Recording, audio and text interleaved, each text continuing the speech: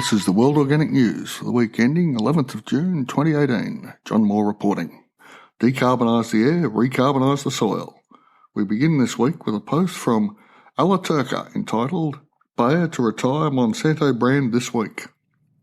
Quote, Bayer, a pharmaceutical and pesticide company based in Germany, announced in 2016 that it would buy Monsanto, based in the USA, for $60 million in an all-cash deal.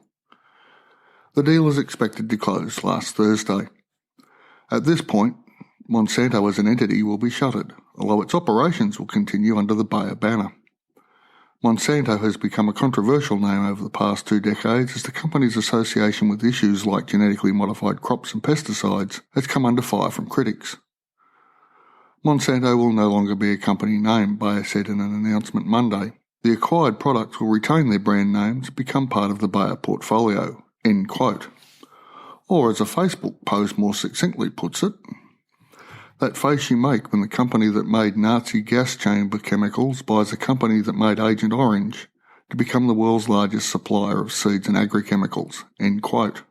So the old familiar brand Roundup will still be sprayed on genetically modified crops, soil biota will continue to be destroyed, but now a bigger multinational will be pushing glyphosate, GM crops, industrial agriculture and political lobbying. What could possibly go wrong? I think we can all think of the many things that could go wrong. On an up note, one company makes for a smaller target than 2, so maybe there's a better chance of shareholder activism to have an effect. A small hope, but a hope nonetheless. Let's put that unpleasantness aside and look at what can be done on the ground. From the blog Worm Power Farm, we have the post, What Do Soil Organisms Do? Quote, Growing and reproducing are the primary activities of all living organisms. As individual plants and soil organisms work to survive, they depend on interactions with each other. Byproducts from growing roots and plant residue feed soil organisms. In turn, soil organisms support plant health as they decompose organic matter, cycle nutrients, enhance soil structure, and control the populations of soil organisms, including crop pests. End quote. This is the basis of all life on this little planet. As we have discussed in earlier episodes, the more complex the system, the more stable it becomes. A mindset change is needed, if not from those actually on the ground doing the job, at least amongst policymakers. Once this occurs, the pointlessness of adding more and more oil-based chemicals to replace a system that is self-sustaining becomes self-evident. Clearly, much of this self-evidence can be obscured by large lobbying checks, but eventually I, perhaps naively, believe truth will out. Anyway, the blog post quoted references a source from the USDA, the United States Department of Agriculture, on the Soil Food Web. There's a link in the show notes. This source lists the following sources of food for soil organisms. Edited quote.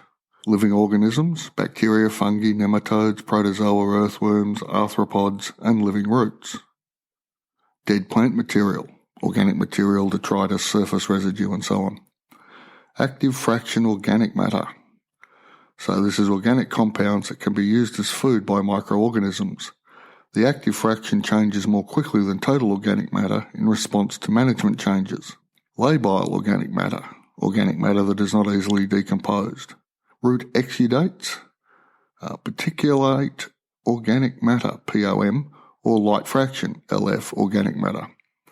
POM and LF have precise size and weight definitions. They are thought to represent the active fraction of organic matter, which is more difficult to define. Because POM and LF is larger and lighter than other types of soil organic matter, they can be separated from soil by size using a sieve or by weight using a centrifuge. Lignin, which is the stuff that makes tree branches hard.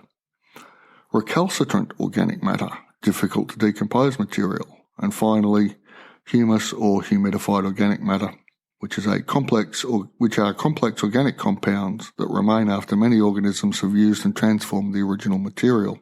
Humus is not readily decomposed because it is either physically protected inside of aggregates or chemically too complex to be used by most organisms.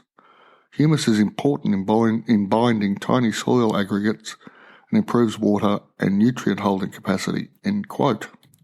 You can see from this list that there are many ways to feed the soil, or more particularly soil organisms. I believe if we think of the soil not as inert dirt fit for our manipulation and control, but as a living organism in the same way it is easy to think of a beehive as a single organism rather than a collection of individual bees, we will more clearly see the management techniques required. We covered some of this with Mark Rathbone back in episode 117 through his biodynamic methodology. Indeed, we probably need to look upon the soil as the primary stock in any agricultural horticultural enterprise. Now, if we think in these terms, would we slice open the skin of a cow to feed her? That just sounds silly, and clearly it is. But we have as a species, mostly, no qualms about doing the same thing to a complex hive organism that actually feeds us. I say mostly because apart from regenerative farmers, there have been other examples of people who understood this principle. The Mongolian hordes of the Great Khans, not I'll admit the first group that comes to mind for gentle ways, but these people had a cultural understanding of soil which went so far as to enforce a no-heel-on-boots way of looking at the world. They did this to avoid digging into the soil when they walked. However, as nomadic people and conquerors, they are unlikely to be held up as paragons by the agricultural societies they overran, but which survived them. But the soil mindset is interesting. So if we design our agricultural horticultural systems to first feed the soil biota, amazing things will happen. Overgrazing becomes an anathema, ploughing, rotivating and spade work becomes counterproductive. Perennial agriculture takes on a different hue.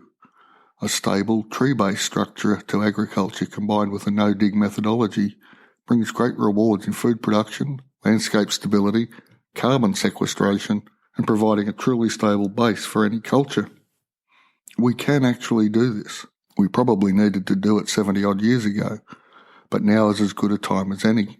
From backyards to front yards to the huge sheep and cattle enterprises of Argentina, South Africa, Australia, and the steppe and prairie lands of this world, we can bring life, we can bring water, and we can bring time to breathe.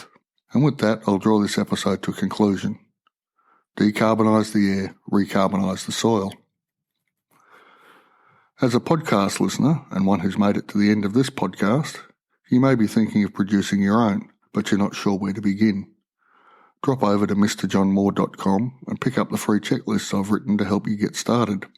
I'm also doing live presentations twice a week and putting them up as podcasts to help you through the process. Details at the Facebook page, Podcast Like a Pro, link in the show notes. A transcript of this episode is available at worldorganicnews.com. Thanks for listening. I'll be back next week.